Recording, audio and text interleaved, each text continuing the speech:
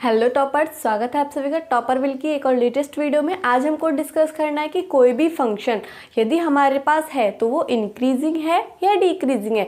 यानी कि इसका मतलब है अगर कोई फंक्शन हमारे पास है तो वो बढ़ता हुआ है या घटता हुआ है। ये हम देखेंगे कि कैसे पता लगाना है।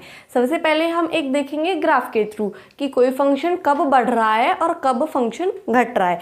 सिंपल एक फंक्शन ले लेते हैं f of x equals to x square. F of x equal to x square function क्या है हमारा? F of x equal to x square for all x belongs to R, x belongs to are.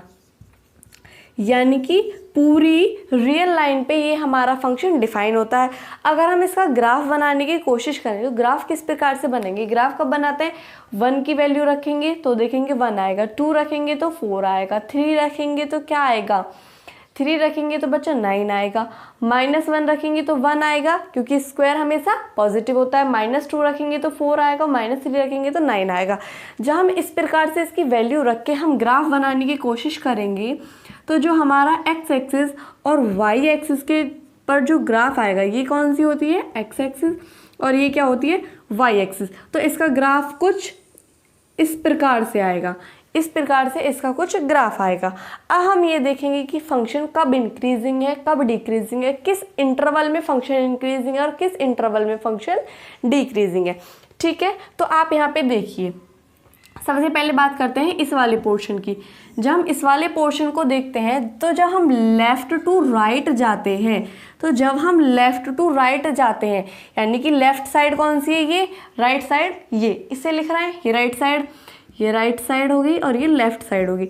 जब हम left to right जा रहे हैं यानी कि यहाँ से यहाँ की तरफ जा रहे हैं, जब यहाँ से यहाँ जा रहे हैं तो ऊंचाई क्या होती जा रही है? कम होती जा रही है। ऊंचाई क्या होती जा रही है? कम होती जा रही है। जो आलेख है, जब हम लेफ़्ट टू राइट जाते हैं तो जो हमारा ग्राफ है, ग्राफ की जो हाइट है वो क्या होती जा रही है? कम होती जा रही है। यानी कि फंक्शन कैसा है? घटता हुआ है। फंक्शन कैसा है? घटता हुआ है। जब ऊंचाई कम होती जा रही है तो फंक्शन कैसा हो जाएगा? घटता हुआ। ऊंचाई कम होती जा रही है तो फंक्शन कैसा हो जाएगा? घटता हुआ। फंक्शन क्या हो जाएगा? घट जाएगा। लेकिन जब हम यहाँ पे लेफ्ट टू राइट जाते हैं तो ऊंचाई क्या होती जाती है? बढ़ती जाती है। ऊंचाई क्या होती जाती है? बढ़ती जाती है। यानी कि जब हम लेफ्ट टू राइट जाते हैं, दोनों कंडीशन में लेफ्ट टू राइट ही हम जा रहे हैं, लेकिन जो ग्राफ है उसकी जो हाइट है वो क्या होती जा रही है? बढ़ती जा रही है। तो फंक्शन कैसा होगा? इंक्रीजिंग। फंक्शन यहाँ पे कैसा होगा? वर्धमान, यानी कि इंक्रीजिंग जिसे इंग्लिश में बोलते हैं। और यहाँ पे फंक्शन कैसा होगा? ह्रासमान, यानी कि डिक्रीजिंग जिसे इंग्लिश में बोलते हैं। वर्धमान फंक्शन यहाँ पर होगा और ह्रासमान फंक्शन यहाँ पर होगा, क्योंकि जब हम लेफ्ट टू राइट जाते हैं तो इसकी जो ऊंचाई है वो घटती चली जाती है, लेकिन जब हम लेफ्ट टू राइट जाते हैं तो इसकी ऊंचाई बढ़ती चली जाती है। ये तो हो गया एक सिंपल ग्राफ के थ्रू हमने समझा कि कब फंक्शन इंक्रीज होगा कब फंक्शन डिक्रीज होगा। लेफ्ट टू राइट जाने पे यदि फंक्शन मतलब कि जो ग्राफ है उसकी ऊंचाई घटती जा रही है तो फंक्शन कैसा होगा? डिक्रीजिंग होगा। और यदि ऊंचाई बढ़ती जा रही है तो फंक्शन कैसा होगा? इंक्रीजिंग होगा। अब हम देखते हैं इसकी डेफिनेशन जो हमारी बुक में दे रखी है कि एक इंटरवल में फंक्शन कब इंक्रीजिंग होगा और कब फंक्शन डिक्रीजिंग होगा। यहाँ पे आपको शो हो रही होगी, देखिए। तो देखिए क्या कह रही है डेफिनेशन के लिए। मान लीजिए वास्तविक मान फलन कैसा है? वास्तविक मान फलन यानी कि एक रियल वैल्यूड फंक्शन, यानी कि जब हम फंक्शन में वैल्यू पुट करते हैं तो वो हमेशा हमको क्या देता है? रियल वैल्यू देता है। क्या देता है? रियल वैल्यू देता है। के प्रांत में एक अंतराल आई है, यानी कि किसी भी एक अंतराल आई में हम बात करेंगे, ना कि पूरी आर पर हम बात करेंगे। सिर्फ किस पे बात करेंगे? आई में, यानी कि उसका प्रांत, यानी कि जो उसकी डोमेन है जिसमें वो लाई कर रहा है। प्रांत का मतलब है जिसमें वो लाई कर रहा है, उसके अंदर एक अंतराल यानी कि एक छोटा सा अंतराल, इंटरवल हमने क्या ले लिया है? आई। जैसे कि यहाँ से और यहाँ तक का इंटरवल हम ले सकते हैं, यहाँ से यहाँ तक का इंटरवल, यहाँ से यहाँ तक का। पूरी आर पे बात ना करके एक छोटे इंटरवल पे हम देखेंगे कि फंक्शन इंक्रीजिंग है या डिक्रीजिंग है। तब एफ आई में कब इंक्रीजिंग होगा? फर्स्ट कंडीशन है कि एफ आई में वर्धमान है। कब? यदि आई में x1, यदि फर्स्ट है यदि x1 जो है आपका और जो x2 है, यदि x1 आपका छोटा है x2 से, यानी कि x1 आपका अगर यहाँ पे है तो x2 आपका यहाँ पे होगा, x1 यहाँ पे है तो x2 यहाँ पे होगा, क्योंकि जो x1 है वो छोटा है और x2 बड़ा है। तो अगर हम यहाँ पे फंक्शन की वैल्यू देखते हैं तो क्या आती है, यहाँ पे फंक्शन की वैल्यू ये आएगी f(x1), ये होगी फंक्शन की वैल्यू। हम इस पे देखेंगे दूसरे की वैल्यू कहाँ पे आती है, तो ये वैल्यू आती है हमारी यहाँ पे f(x2). अब आपको पता है कि ये वाला टर्म छोटा होगा और ये वाला टर्म बड़ा होगा, यानी कि जब x1 छोटा है x2 से, तो अगर f(x1) भी छोटा होता है f(x2) से, तो हम क्या बोलेंगे कि जो फंक्शन है वो हमारा कैसा है, इंक्रीजिंग है, वर्धमान है। यानी कि जब x1 छोटा है x2 से, तो हम बोलेंगे, यदि आपको कंडीशन दी कि x1 छोटा है x2 से और आपने निकाला कि f(x1) भी छोटा है f(x2) से, तो आप बोलेंगे कि फंक्शन कैसा है, इंक्रीजिंग है, फंक्शन कैसा है, वर्धमान है। सेकंड कंडीशन, यदि x1 छोटा है x2 से, यदि x1 छोटा है x2 से, x1 छोटा है, ये पहले आ रहा है, x2 बड़ा है, तो हम पहले x1 पे वैल्यू देखते हैं, क्या आती है, f(x1), तो ये आ गई f(x1). अब सेकंड देखते हैं f(x2) की वैल्यू, तो ये क्या आती है, यहाँ पे आती है f(x2). तो यहाँ पे क्या होगा, f(x2) छोटा है या f(x1), f(x2) छोटा है, यानी कि जब x1 छोटा है x2 से, x1 छोटा है x2 से, तो क्या होगा, और यहाँ पे ऐसा होता है कि जो f(x2) है वो छोटा हो जाता है f(x1) से। यहाँ पे तो सिंपल था, यदि x1 छोटा है x2 से तो f(x1) भी छोटा होगा f(x2) से, तो फंक्शन कैसा होगा, इंक्रीजिंग। लेकिन यदि ऐसा होता है कि x1 छोटा है x2 से लेकिन f(x2) छोटा है f(x1) से, यानी कि f(x1) बड़ा है, यहाँ पे तो x1 छोटा था और यहाँ पे कैसा हो गया, बड़ा, यानी कि ये क्या हो गया, रेशो उल्टा हो गया। तो फंक्शन कैसा होगा, डिक्रीजिंग होगा, फंक्शन कैसा होगा, ह्रासमान होगा, फंक्शन कैसा होगा, घटता हुआ होगा। यदि x1 छोटा है x2 से, उसके बाद हमें f(x1) f(x2) निकालना है, यदि f(x1) छोटा है f(x2) से, तो फंक्शन इंक्रीजिंग, और यदि ऐसा नहीं है तो फंक्शन डिक्रीजिंग। नेक्स्ट है कांस्टेंट, फंक्शन क्या होगा, कांस्टेंट। अब आप यहाँ पे x1 देख लीजिए, x2 देख लीजिए, कुछ भी देख लीजिए, हर एक पे फंक्शन की वैल्यू क्या है, सेम है, फंक्शन की वैल्यू क्या है, सेम है। यानी कि for all x f(x) equal to क्या आ जाए, c, वेयर c क्या है, कांस्टेंट टर्म है। यदि हर एक पॉइंट पे फंक्शन की वैल्यू सेम रहे, यदि हर एक पॉइंट पे फंक्शन की वैल्यू सेम रहे, तो हम क्या बोलेंगे, ये क्या है हमारा कांस्टेंट फंक्शन। कैसा है, अचर फलन। क्या है आपका, अचर फलन। कैसा है, कांस्टेंट फंक्शन। यानी कि यदि x1 छोटा है x2 से, तो f(x1) भी छोटा है f(x2) से, तो क्या हो जाएगा, इंक्रीजिंग। यदि f(x2) छोटा है f(x1) से, तो डिक्रीजिंग। यदि कांस्टेंट है तो वो क्या हो जाएगा, कांस्टेंट फंक्शन हो जाएगा, अचर फलन हो जाएगा। हम नेक्स्ट, ये तो हमने बात कर लिया इंटरवल में, कि इंटरवल में हमें किस प्रकार से देखना है कि जो फंक्शन है वो इंक्रीजिंग है या डिक्रीजिंग है। लेकिन यदि एक फंक्शन हमें दे रखा ऐसे करके, उस पर कोई एक पॉइंट है, पॉइंट को कैसे डिफाइन करेंगे कि पॉइंट इंक्रीजिंग है या डिक्रीजिंग है, यानी कि किसी बिंदु पे हम कैसे बताएंगे कि फंक्शन इंक्रीजिंग है या डिक्रीजिंग है, नेक्स्ट हम वो क्लियर करने वाले हैं।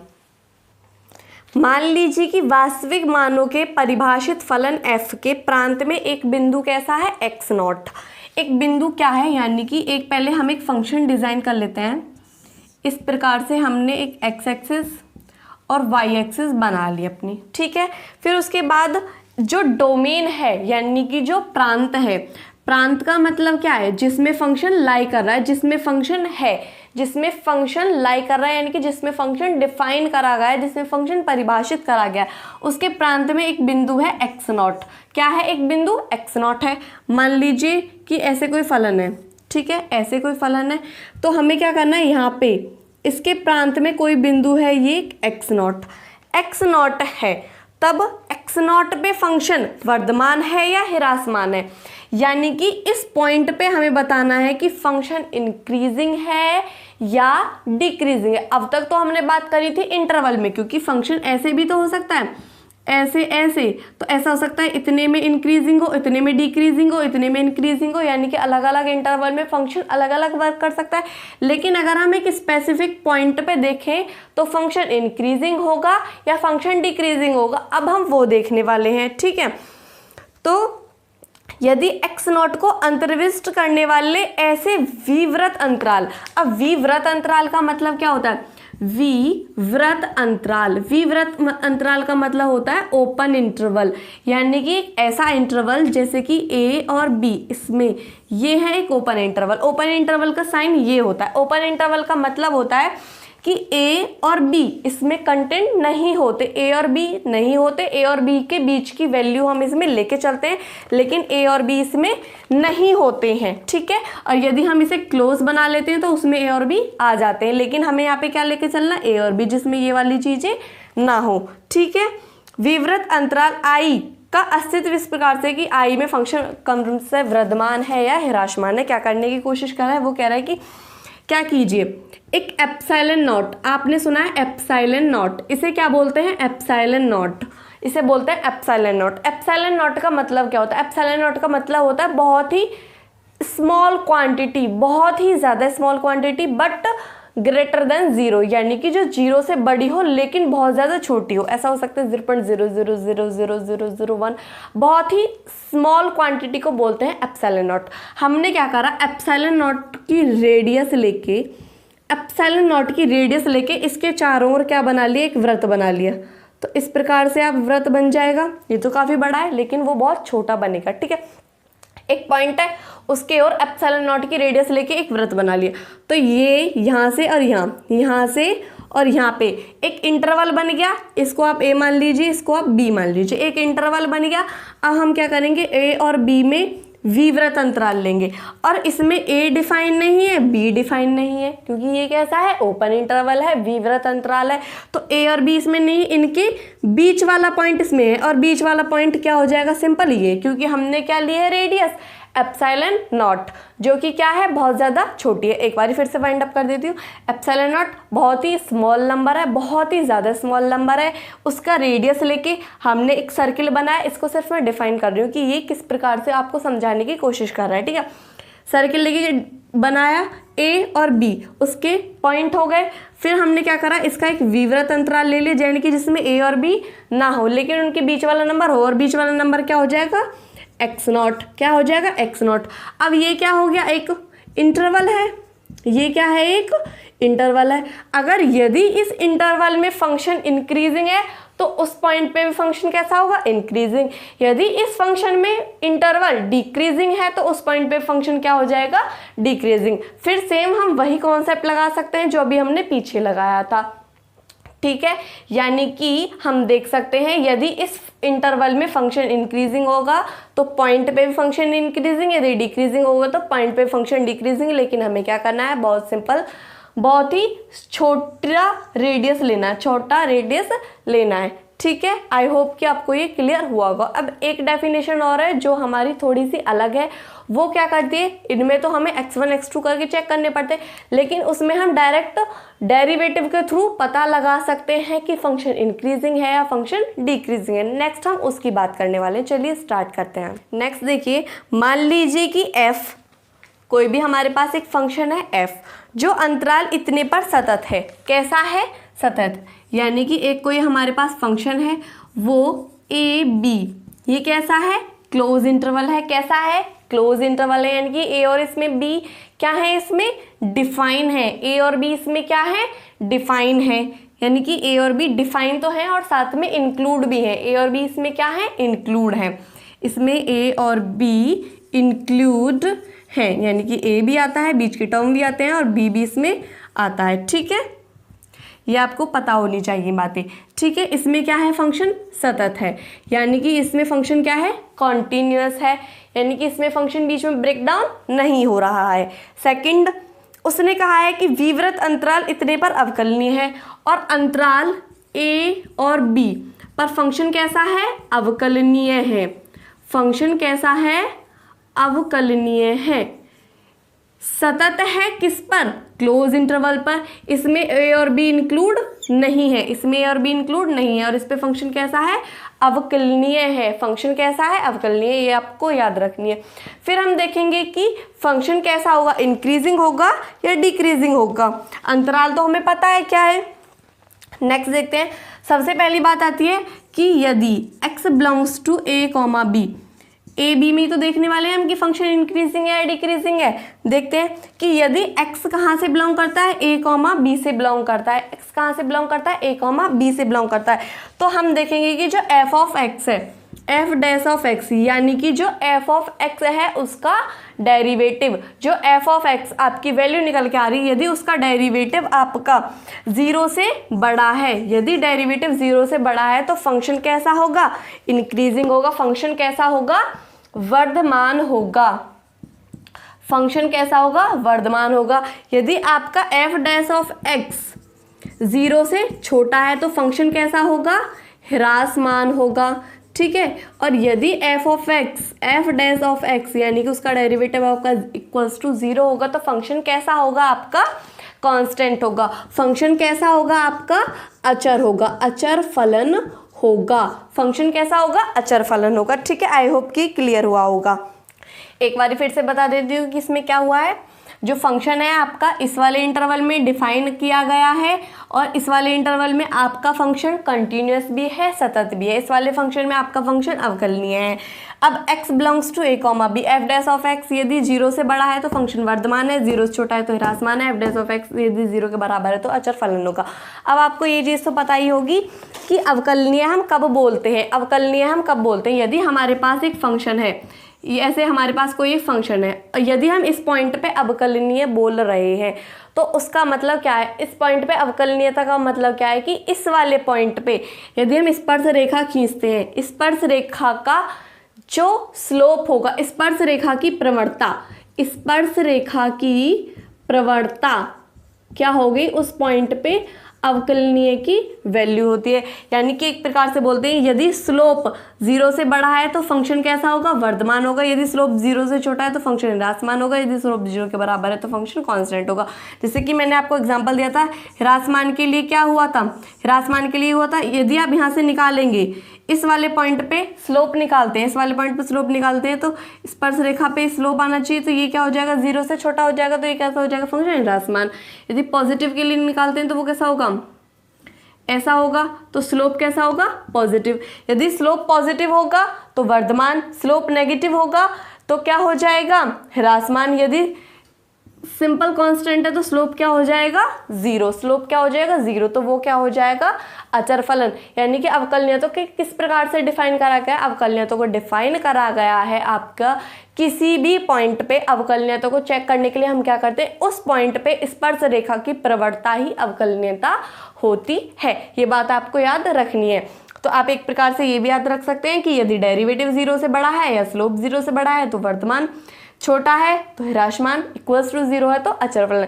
एक हम इसका प्रूफ भी देख लेते हैं जल्दी जल्दी से, और बाकी के प्रूफ आपको खुद अपनी नोटबुक में कर लेने हैं। ठीक है, पहला हम करेंगे इंक्रीजिंग फंक्शन वाला। डिक्रीजिंग और कांस्टेंट फंक्शन वाले आपको खुद करने, यदि नहीं होते तो कमेंट बॉक्स में लिख सकते हैं, नेक्स्ट वीडियो में आपको बता देंगे। ठीक है, तो देखिए यदि आपका जो x1 है, यदि जो x1 है और x2 है, 2 पॉइंट ले लेते हैं हम, ये किससे बिलोंग करते हैं, a और b से, क्योंकि हमें इसमें डिफाइन करने तो ये इससे हमारे बिलोंग करते हैं। अब इनमें x1 और x2 में रिलेशन क्या है कि जो x1 है वो x2 से छोटा है। इनमें रिलेशन है कि जो x1 है x2 से छोटा है। अब माध्यमान प्रमेय आपने पढ़ी होगी, उससे क्या होगा कि जो x1 x2 के बीच में अगर कोई एक पॉइंट c आता है, x1 x2 के बीच में अगर कोई एक पॉइंट c आता है तो माध्यमान आप प्रमेय अभी तो आपके सिलेबस से कट चुकी है, लेकिन पहले आपके सिलेबस में थी तो वो आपको ज़रूर पढ़ाई जाती, लेकिन अब आपके सिलेबस में नहीं है।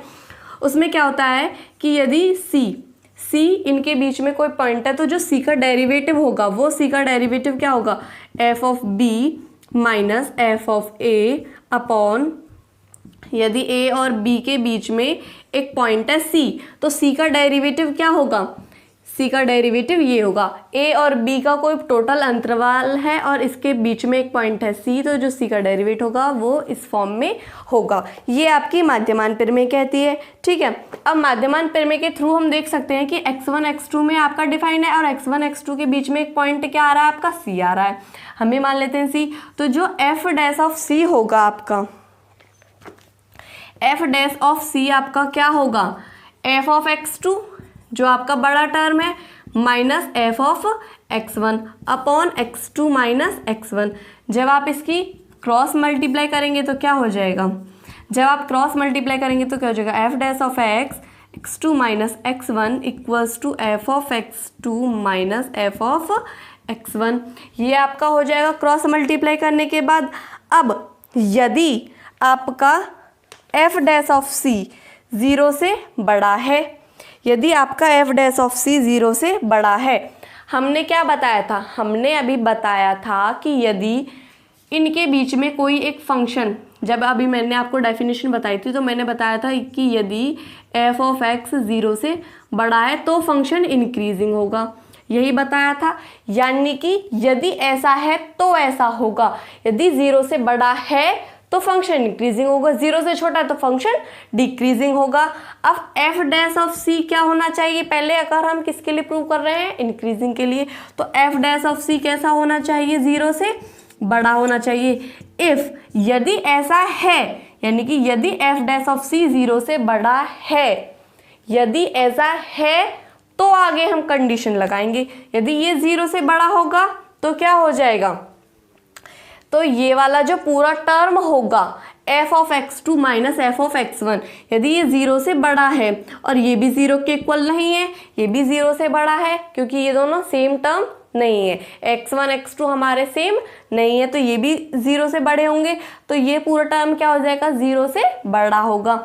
ये पूरा टर्म क्या हो जाएगा, 0 से बड़ा हो जाएगा। देखो x2 और x1 तो हमें पता था कि x2 बड़ा है और x1 छोटा है, इसका तो कोई सवाल ही नहीं उठता कि ये 0 से छोटा होगा, ये 0 के बराबर होगा। बची बात इसकी कि यदि ये 0 से बड़ा है तो क्या होगा, 0 से छोटा है तो क्या होगा, 0 से बराबर है तो क्या होगा। यदि ये 0 के बराबर हो जाता तो ये पूरा फंक्शन 0 के बराबर हो जाता। यदि 0 से छोटा है तो 0 के छोटा, 0 से बड़ा है तो 0 से बड़ा हो जाएगा। और आप यहाँ पे देख सकते हैं कि एफ ऑफ x2 बड़ा होगा एफ ऑफ x1 से। अब फर्स्ट डेफिनेशन मैंने आपको क्या बताई थी, फर्स्ट डेफिनेशन मैंने बताई थी यदि x1 बड़ा है x2 से तो एफ ऑफ x1 भी बड़ा होगा एफ ऑफ x2 से। और मैंने बताई थी कि यदि x1 छोटा है x2 से तो एफ ऑफ x1 भी छोटा होगा एफ ऑफ x2 से। ठीक है, अब यहाँ पे क्या हुआ था, जो x1 था वो छोटा था एफ ऑफ x2 से। अब यहाँ पे भी यही हुआ, एफ ऑफ x1 क्या है, छोटा है एफ ऑफ x2 से। अगर आप इसे 0 से छोटा लेते सेकंड कंडीशन के लिए, यदि डेरिवेटिव 0 से छोटा होता तो ये वाली चीज उल्टी निकल जाती, तो हम इसे क्या मान लेते, डिक्रीजिंग फंक्शन मान लेते, लेकिन यहाँ पे क्या है, इंक्रीजिंग फंक्शन है। थर्ड कंडीशन क्या थी कि यदि एफ डैश ऑफ सी क्या होता है, इज इक्वल्स टू 0, तो यदि डेरिवेटिव 0 होता है तो इस पूरे को 0 कर देते और एफ ऑफ x2 बराबर क्या हो जाता है, एफ ऑफ x1।